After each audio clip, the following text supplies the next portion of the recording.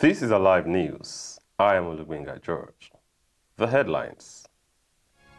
65 world leaders to attend Tinubu'S inauguration ceremony. Aisha Buhari encouraged governors' wives, tasked them on turning challenges to opportunities. In foreign news, radio station reveals Tunisia police moves to investigate top journalists. In sport news, Aruna Quadri leads Nigeria to 2023 ITTF Championship Finals. And on the entertainment scene, police seek permission to forcibly draw Seun Kuti's blood.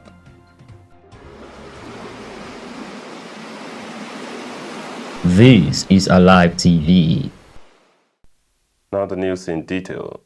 The federal government of Nigeria has invited about 65 world leaders, including heads of state, to grace the inauguration of the president-elect Bola Tinubu as the 16th president of Nigeria on May 29. According to information made available to pressmen, several African leaders had indicated their interest in attending the inauguration ceremony, which would take place at Eagle Square, Abuja. In a chat with the press, the director in the Ministry of Foreign Affairs, who spoke on the condition of anonymity, said 65 world leaders from Africa, Europe, and America are expected at the swearing-in ceremony. He also stated that past presidents, diplomats, heads of international organizations, and prominent Nigerians and representatives of foreign governments and agencies are expected at Tinubu's inauguration. The officials said the inauguration programs will begin on Thursday with the investiture of Tinubu with the Grand Commander of the Order of the Federal Republic, GCFR, and the Vice President-elect, Kashim Shettima, as the Grand Commander of the Order of Niger, GCON. He stated that representatives of Nigeria's traditional allies such as the United States, the United Kingdom, Canada, France, Saudi Arabia, United Arab Emirates, Pakistan, China, Germany, Finland, Jamaica, Japan, Israel, Turkey, and several others are expected at the high-profile event. And now the youth wing of Nigeria's ruling party, the All Progressives Congress in the Northwest, has publicly endorsed Godswill Akpabio and Barau Jibrin as their preferred choices for Senate President and Deputy Senate President, respectively. The group believes that the selection of Akpabio, who hails from the South-South, and Jibrin from the Northwest, will help foster national unity and build the confidence of party members across Nigeria. They highlighted that both senators possess a wealth of experience and have established track records of achievement. In a statement, the Northwest APC leader, Abdulhamid Umar Mohammed, emphasized that both Akpabio and Jibrin have wide acceptance across the country due to their contributions to the victory of the president-elect in the recent polls. He further outlined how Akpabio set aside his own presidential ambition to support Bola Tinubu, and Jibrin's efforts were instrumental to APC's victory in the Northwest. Mohammed pointed out that the strategic importance of their regions, highlighting that South-South had given the second highest votes for the party, only behind Southwest, which is the home region of the president-elect. Moreover, the Northwest had the highest votes share in the North, with Kano State consistently giving APC the highest vote in every election since the party's inception. The youth leader argued for the importance of experienced leaders who are ready to support President-elect Tinubu. Given that the President-elect and Vice President hail from Southwest and Northeast respectively, Mahmoud proposed that the Senate President's role be zoned to the South-South and the Deputy Senate President to the Northwest, reinforcing that Akpabio and Barau are both experienced and competent lawmakers. Still in local news, the First Lady of the Federal Republic of Nigeria, Aisha Buhari, has urged the citizenry to turn the current challenges plaguing the country into new opportunities for the creation of a new Nigeria. She spoke in Abuja on Thursday during the induction summit of wives of newly elected governors organized by the Nigerian Governors Forum. The induction summit was aimed at building the capacities of the state governors' wives and preparing them for the task of governance. Buhari noted that the vision of creating a better Nigeria should be initiated by the state, adding that through the First Ladies, a foundation for a greater Nigeria could be laid. She urged the politicians' wives to ensure that they take action in promoting democracy and gender participation of women in politics. The 2023 presidential candidate of the Labour Party, Peter Obi, has come under fire over his comments on the phone conversation between the United States Secretary of State Antony Blinken and President-elect Bola Tinubu. Blinken told Tinubu on Tuesday on the phone that the Joe Biden administration is committed to strengthening ties with Nigeria. The U.S. Secretary stated that the U.S.-Nigeria partnership is built on shared interest and strong people-to-people ties, and that those links should continue strengthening under Tinubu's tenure. Blinken and Tinubu also discussed the importance of inclusive leadership that represents all Nigerians and reforms to support economic growth of the country. Reacting in a statement via his official Twitter handle on Friday, Obi said there is a lack of clarity on the basis of the U.S. Secretary of State's call to Tinubu. He stated that the United States should have awaited full resolution of the ongoing judicial processes before tacitly conferring legitimacy on Tinubu's victory. The Labour Party flag bearer added that the United States should not respond to political developments in Nigeria in a manner that faintly suggests taking sides. Following the development, some members of the All Progressives Congress and Tinubu supporters took to the comment section to berate the former governor of Anambra State for his statement. Now in foreign news, leaders of the world's richest democracies agreed on Friday to stifle sanctions against Russia and pledge financial support for Ukraine as its president, Volodymyr Zelensky, prepared to join them in the Japanese city of Hiroshima. The group of 7 leaders are also expected to address growing tension between their economies and China during their summit that runs until Sunday. Officials said Zelensky would attend in person over the weekend. The leaders said in a joint statement existing measures against Russia would be broadened and any export that could help in its 15-month war against Ukraine would be restricted across the G7 countries. These include exports of industrial machinery, tools, and other technology that Russia uses to build its war machine.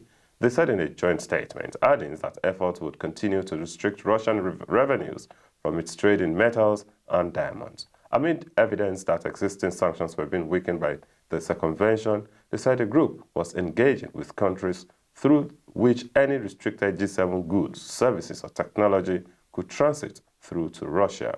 Breakdowns of German trade data show that its exports to countries bordering Russia have risen sharply, fueling concerns about the re-exportation of goods from those neighboring states. The group of rich democracies reaffirmed their condemnation of what they called Russia's aggression and promised further support for Ukraine in terms of military help and financial aid for its war-shattered economy this year and next.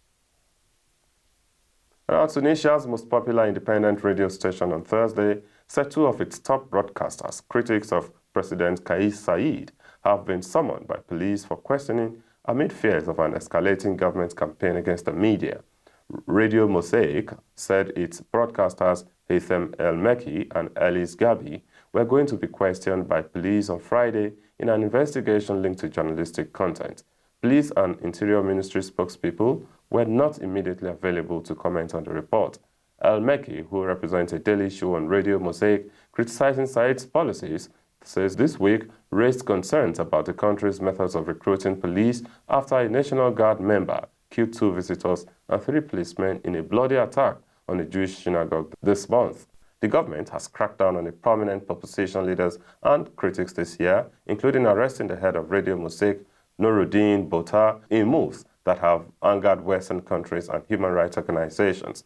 Freedom of speech and media were key gains for Tunisians after the 2011 revolution that ousted autocratic President Zine El Abidine Ben Ali and triggered the Arab Spring protest. But activists and journalists say freedom of speech faces a serious threat under Said's rule.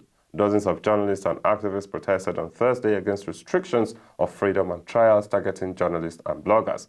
Said shut down parliament in 2021 and seized all powers in moves that his opponents call a coup. And now to sporting stories. Nigerian table tennis icon Aruna Quadri will face Ovidiu Lunescu of Romania in the first round of the men's singles category at the 2023 ITTF World Champions Finals in Durban, South Africa. Other Nigerians contingents Bode Abiodun and Taiwo Mati will battle it out with Rowan Filus of Germany and Lubomir Jankarik of the Czech Republic, respectively, to advance to the round of 64. In the women's category, Offiong Edem takes on Zhu Chengchu. The former African champion Olufunke Oshonaike will go against American Charlotte Lutz. The 2023 World Championship Finals will commence on May 20 and end on May 28, 2023. This year's edition of the World Championship Finals is seen as a turning point in sporting history, as it is the first of its kind to be hosted in Africa in 84 years. After losing at the recently concluded ITTF Africa Cup in Kenya, Quadri, the highest-ranked African player and current number 12 in the world, is pleased to feature in the forthcoming championship. The 34-year-old table tennis star lost the men's single championship final in a best-of-7 format to Egypt's Omar Assar on May 6 at the Moi International Sports Center, Kasarani Indoor Gymnasium. Still in sports, former Sunshine Stars of Akure striker Franklin Sasere will play in the UEFA Europa Conference League next season based on the progress his team, FC Vaduz, has made so far in this season. Franklin Sasere's team beat FC Balzas 4-0 on Wednesday to win the Liechtenstein Cup. After the triumph, the 24-year-old Nigerian striker expressed his eagerness to take part in the third tier of European club competition. Team Varinen, Tunahan Isaac, La Treba, and Cedric Gassa scored in FC Vaduz 4-0 win over FC Balzas to grab their Conference League spot. Since joining Vaduz from the Swiss team Lugano in 2022, Franklin Sasere has been an important member of the team, scoring twice in 2 cup games. The former Sunshine Star striker contributed to his team's early season qualification for the UEFA Europa Conference League with 2 goals and 2 assists in 6 matches. The team made history by being the first Liechtenstein club to ever qualify for the Europa Conference League group stage after defeating Rapid Wien away in Austria. Though Vaduz are a Liechtenstein club, they are competing in the Swiss Challenge League. They are currently positioned 9th overall. Since Vaduz's place is already granted in the Europa Conference League ahead of next season, Franklin Sasere is looking forward to another adventure in Europe after failing to hit his target during this season's group rounds. And now to the entertainment scene. The police in Lagos State Command has reportedly sought the permission from the Chief Magistrate of Yaba Court to allow them forcibly draw blood of Afrobeat singer Seun Kuti for testing.